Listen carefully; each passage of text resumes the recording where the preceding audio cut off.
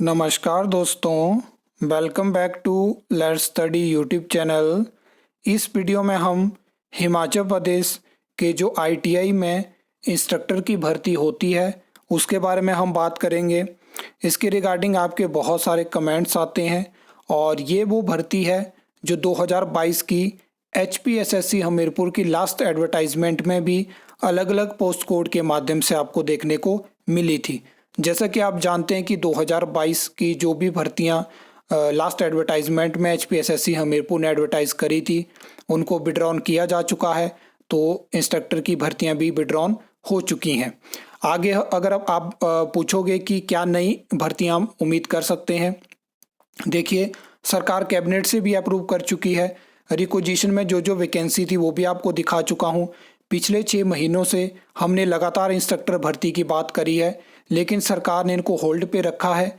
और एक और चीज़ मैं आपको बता दूं कि लगभग 3-4 महीने पहले आपको याद होगा जब मैंने एक वीडियो इंस्ट्रक्टर के रिगार्डिंग आपके साथ शेयर करी थी, जहां पे मैंने आपको बताया था कि हिमाचल प्रदेश में जो आईटीआई है वहां पे क्या होगा कि जो इंस्ट्रक्टर होते हैं उनकी केवाईसी होगी, यानी मैपिंग होगी, और उसमें देखा जाएगा कि कितने ट्रेड इस टाइम पे अलग अलग आईटीआई में है और कितने इंस्ट्रक्टर हैं। सभी जानते हैं कि 700 से ज़्यादा पोस्टें वेकेंट है, और अगर ये चीज़ प्रॉपर वहाँ पे इंस्ट्रक्टर नहीं होंगे तो वहाँ पे ट्रेड ख़त्म किया जा सकता है।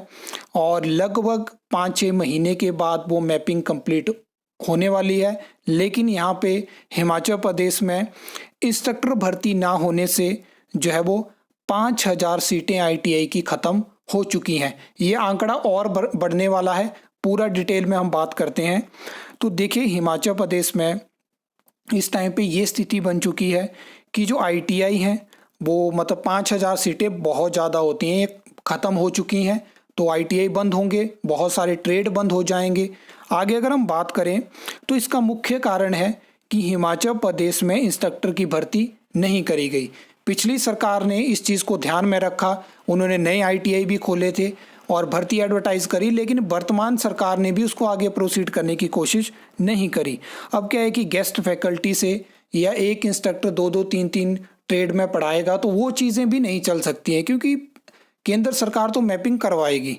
अब आगे अगर हम बात करें तो यहाँ पे पहले भी इस तरह के संकेत डीजीटी की तरफ से दिए गए थे कि जिन आईटीआई में इंस्ट्रक्टर नहीं होंगे वहाँ पे क्लासेस चलाने की अनुमति नहीं दी जाएगी। अब आप जानते हैं कि आईटीआई में एडमिशन भी शुरू हो चुकी है। अब जब आपके पास रेगुलर इंस्ट्रक्टर नहीं होंगे, अब आईटीआई तो ऐसी है कि बहुत ज़्यादा स्टूडेंट आईटीआई करते हैं, उनको यहाँ से इजी ऑप्शन रहता है कि हमें जल्दी जॉब मिल सकती है। अब आईटीआई बंद होने की कगार पे पहुँच चुके हैं। अभी तो 5000 सीटें यानी 50% छूट देकर डीजीटी ने सिर्फ 200 से ज़्यादा यूनिट बंद किए हैं। अगर भर्ती नहीं की गई तो अगले साल तक 80% जो ट्रेड हैं वो ख़त्म हो जाएंगे, यानी अधिकतर सरकारी आईटीआई बंद हो जाएंगे। ये चीज़ आप ध्यान से देखिए कि क्या सरकारें कर रही हैं।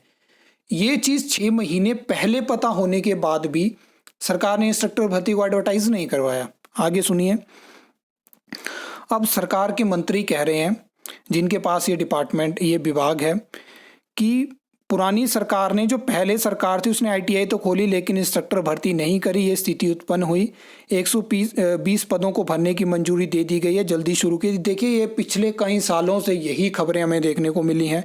जब तक बात गले तक नहीं पहुंच जाती है तब तक इनकी तरफ से भर्तियों को एडवर्टाइज नहीं करवाया जाता। जब आपको पता है कि आपके एजुकेशन के जो संस्थान है वहाँ पे तो आपके इंस्ट्रक्टर होने चाहिए, वहाँ पे तो आपके लेक्चरर होने चाहिए, वहाँ पे आपके टीचर होने चाहिए, वहाँ पे आपके असिस्टेंट प्रोफेसर होने चाहिए।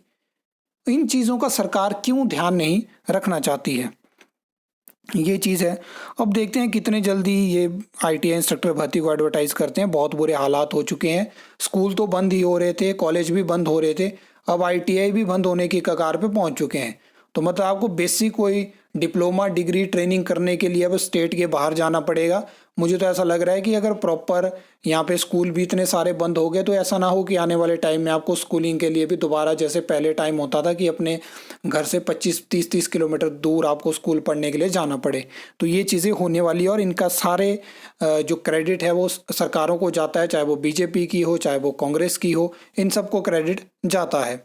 आई होप आपको ये वीडियो अच्छी लगी होगी, इन्फॉर्मेटिव लगी होगी। तो वीडियो को लाइक कमेंट शेयर कर सकते हो, चैनल को सब्सक्राइब कर सकते हो फर्दर न्यू अपडेट्स के लिए।